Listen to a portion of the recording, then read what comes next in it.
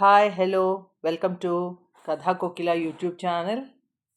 నేను ఎప్పుడో చదివిన ఒక రష్యన్ కథ చాలా ఆసక్తికరంగా ఉంటుంది. అది ఇప్పుడు చెప్పనా? అవి రష్యన్ విప్లవం జరిగిన రోజులు. అన్ని ప్రాంతాలు యుద్ధం వల్ల బాధింపబడి ఉన్నాయి. చాలా గ్రామాలు అసలు జనమే లేక బోసిపోయాయి. యుద్ధ విరామ సమయంలో ఒక సైనిక యువకుడు సెలవు తీసుకొని తన తాతయ్య నానమ్మల్ని చూడటానికి బయలుదేరాడు. అతనికి ఉన్న ఒకే ఒక బంధం వాళ్లే. కాలినడకన బయలుదేరి మధ్య మధ్యలో ఉన్న ఊర్లలో బస చేస్తూ అతడు ప్రయాణం సాగిస్తున్నాడు. రెండవ రోజు ప్రయాణంలో సాయంకాలం ఒక కుగ్రామానికి చేరాడు. ఆ గ్రామంలో కేవలం 6-7 ఇళ్లలో మాత్రమే జనం కనిపిస్తున్నారు. ఆ ఇళ్ళని ధూసరభరితంగా ఉన్నాయి. వాకిట్లో కంచెలు కూడా సరిగా లేకుండా ఇళ్ళు వాకిళ్ళు శుభ్రపరచుకోవాలన్న ధ్యాస లేని నిరాసక్తులైన మనుషులతో ఉన్నాయి. యువ సైనికుడి దృష్టిని ఒక ఇల్లు ఆకర్షించింది.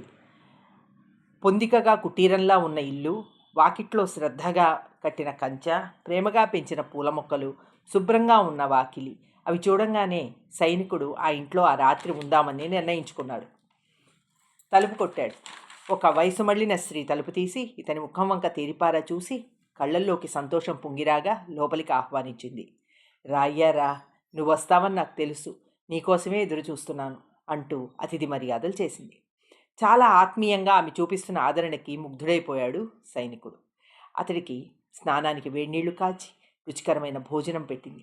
యువకుడు పడుకున్నాక అతడికేసి కన్నార్పకుండా ప్రేమ నిండిన చూపులతో తనివి తీరా చూసి అక్కడి నుంచి వెళ్ళిపోయింది. మన్నాడు ఉదయం యువ సైనికుడు బయలుదేరాడు. ఆమె అనుకున్న వ్యక్తి తాను కానని చెప్పాలనుకున్నా ఎందుకో ఆ మాట చెప్పలేకపోయాడు. వెనక్కి తిరిగి చూసి ఆవిడ కళ్ళలో ఉన్న ఆనందానికి, ఒక పక్కన బాధకి తనకి వీడ్కోలు చెప్తున్న ఆమె ముఖాన్ని చూస్తూ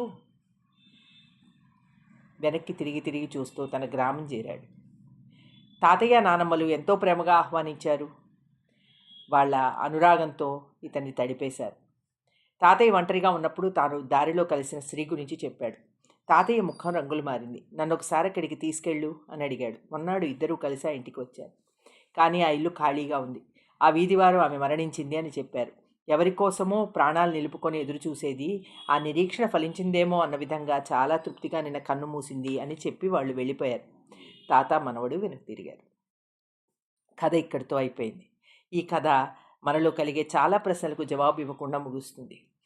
ఆ జవాబులు లేని ఆ ప్రశ్నలలో లోకంలో మనమందరం విహరిద్దాం. సెలవు.